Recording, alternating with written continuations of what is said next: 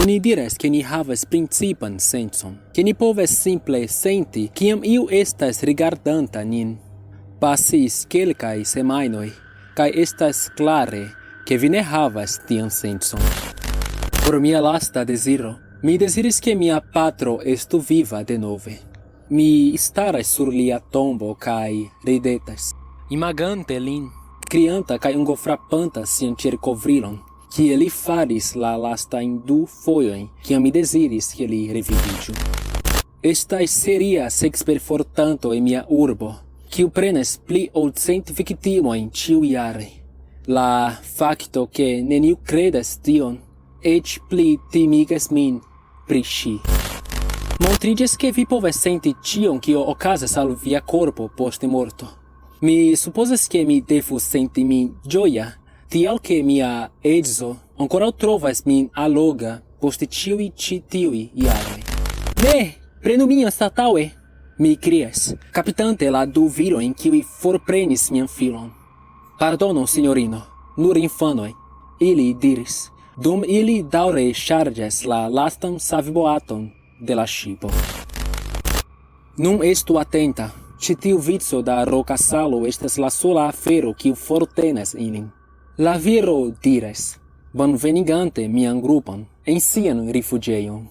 Mara salo, mi klarigis. Mara salo fortenas nin. Mi rigardis la unuan leteron kiu mi ricevis kiel policisto, de virino dankanta min, post kiam mi subtenis ŝin tra la memortigo de ŝia filino. Mi preterpasis ĝin en mia koridoro ĉiutage dum ĉirkaŭ 8 jaroj, antaŭ ol mi konstatis, ke la manskribo estas la sama kiel tiu sur la suicidinoto de la knabino.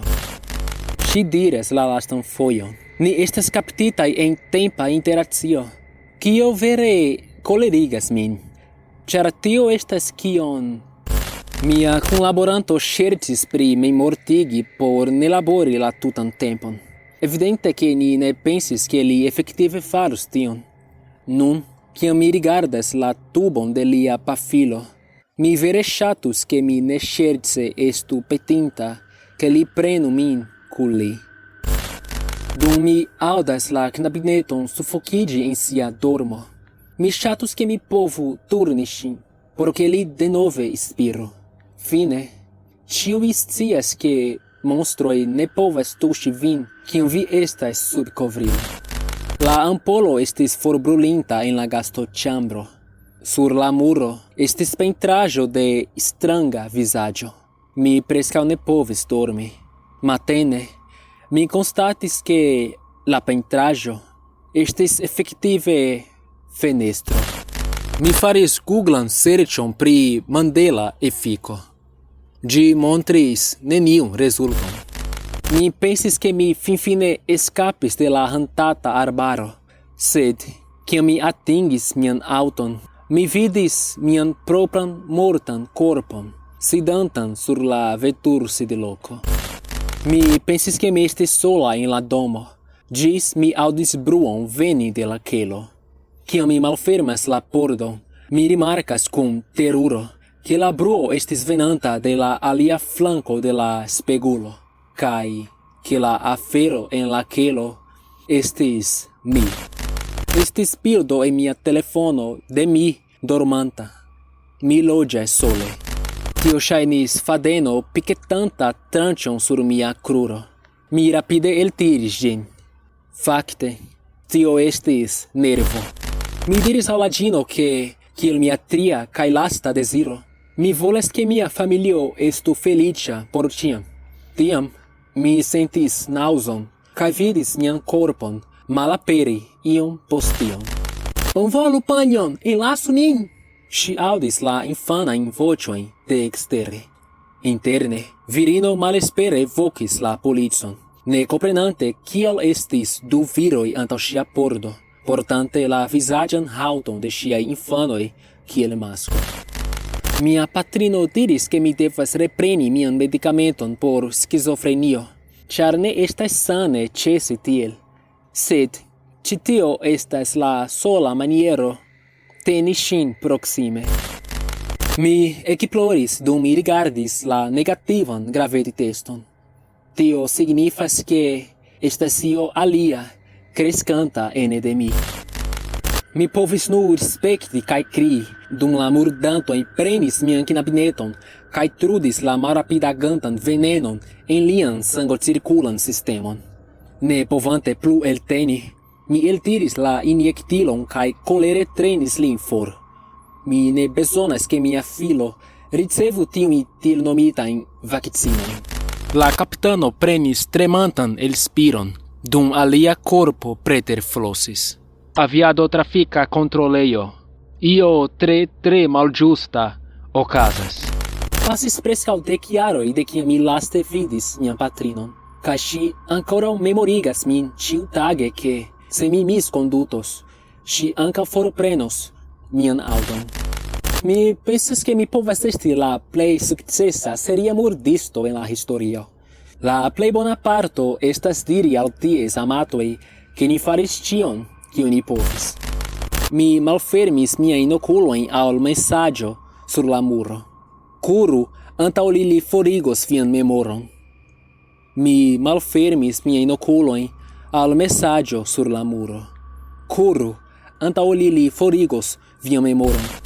La polico serĉas min. Mi povas vidi la lumojn malantaŭ la kamioneto. Sed, kun miaj brakoj kaj kruroj ligitaj, mi ne povas sciigi ilin, ke mi estas ĉi tie. Estas ĉio en via kapo. La doktoro diris al mi, dum ni du rigardas mian X-radiaĵon. Oni diras ke senti tremon laŭ via spino signifas ke iu marŝas sur via estonta tombo.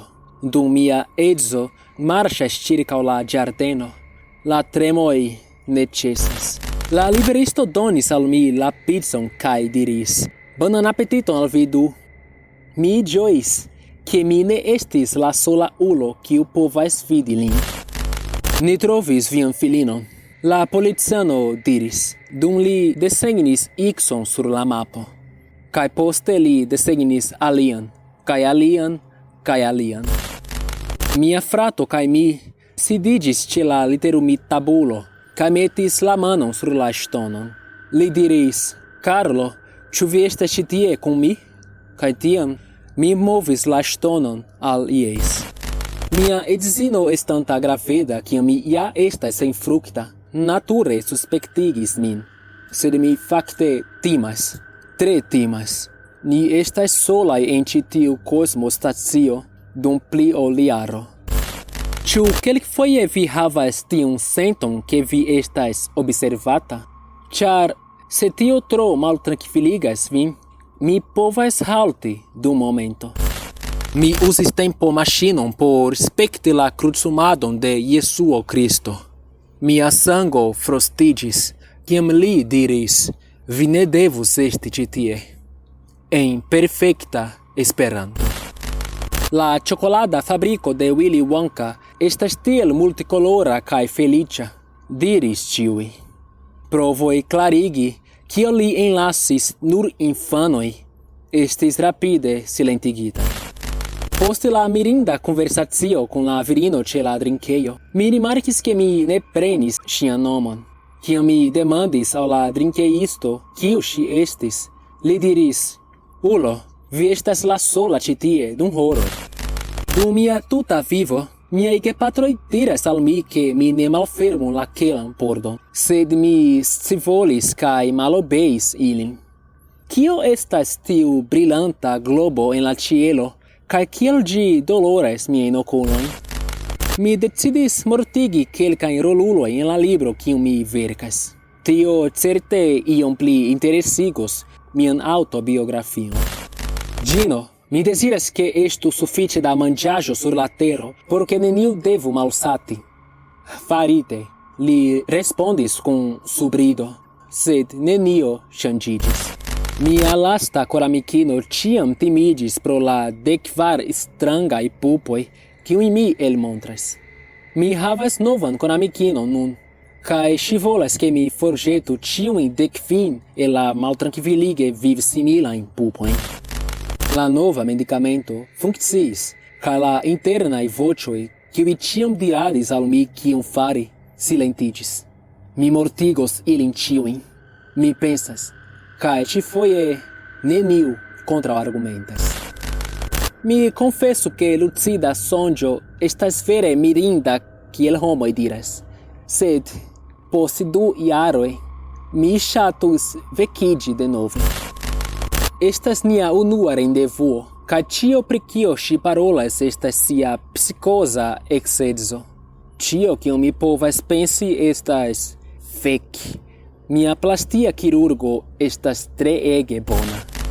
De kiam ŝia ĝemelfratino mortis, mia edzino agas multe alie.